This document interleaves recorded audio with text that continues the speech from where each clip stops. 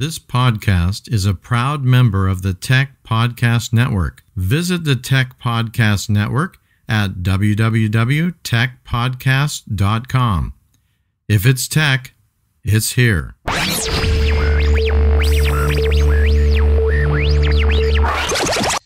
to CalCast, your creative international podcast.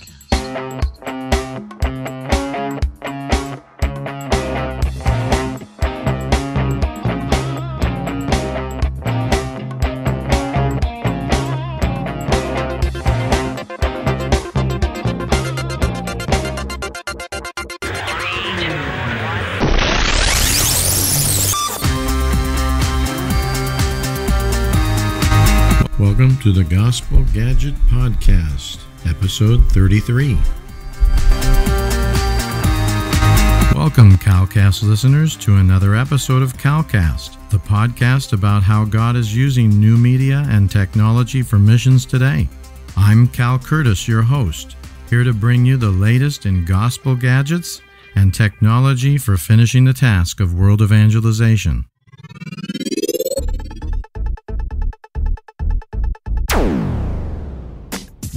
This podcast is proudly listed at podcastpickle.com.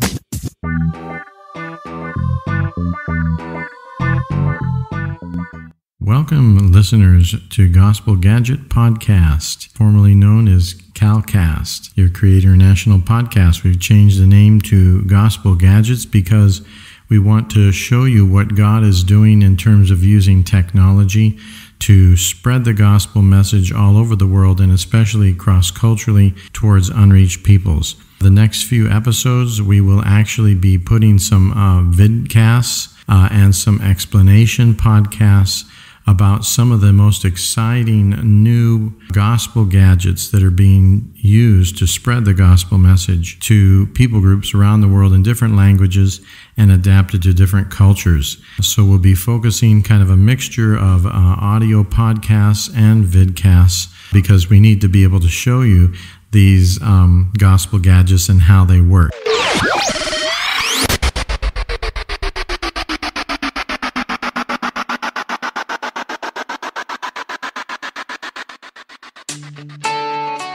Man, there is something highly energizing about stepping out in faith and taking God at His word and responding to the opportunity to serve Him in ways where He can take the things that He's built into our life, our talents, our time, our treasure, and we're using that for His honor and His glory. That is the story behind our special guest, called to serve in ways that would take all of his talents and now use them on the foreign mission field. Join us right now on Man to Man Express, the radio ministry of Iron Sharpens Iron. I'm Dave Beggery. Joining us again today is Steve Baldwin.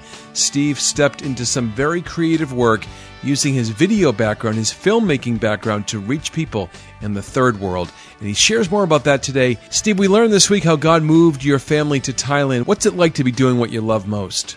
Yeah, there's these moments where my wife and I literally have to stop and pinch ourselves. Could we really be living this life where we're in Thailand, eating Thai food, which is phenomenal, and being able to serve the Lord in the capacity that we do? I absolutely love my job. For me, it's the best job on the planet. I think our listeners would be interested to hear. Okay, so you're a filmmaker. Give us a scenario of what that would look like. So you land back in Thailand in a couple of weeks. What might your next assignment look like? Well, it's possible that we could be on a plane going to India to work with a specific people group within India that has no church, no missionary presence, and really no hope of hearing the gospel. And they're oral learners, and they're probably largely illiterate, maybe 60% of them. So how do you bring the gospel to a people like that? Well, you use audio visuals because that's something that they will pay attention to. I mean, even if they should have the Bible in their language, they might not be predisposed or capable of reading it. But that doesn't mean we can't take the gospel to them. So we would go and find out as much as we could about this group of people and try to find a way that we could share Jesus with them in a culturally relevant way.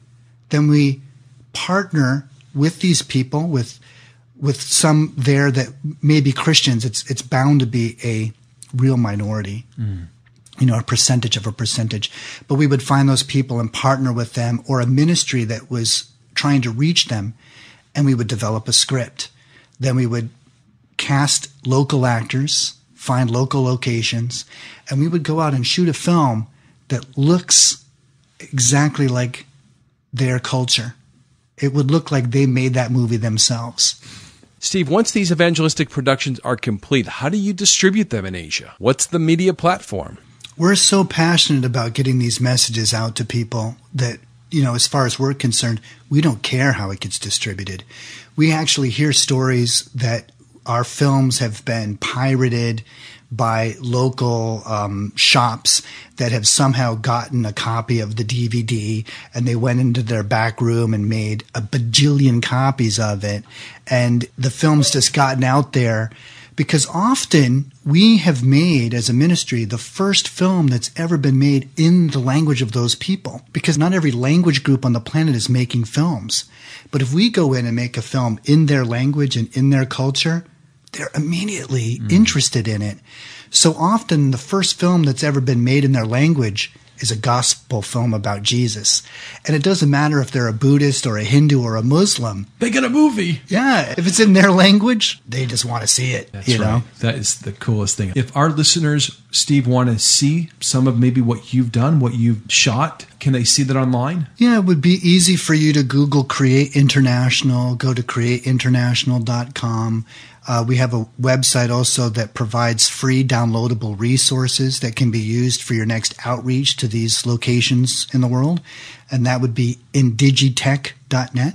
You could go there and find a number of different resources available for you. Awesome. Anything that you'd name that you've produced that our listeners be interested in seeing? The film for the Shan people of Burma, or Myanmar as it's known, called Retaliate with Love, is a project that I'm very proud to have been a part of.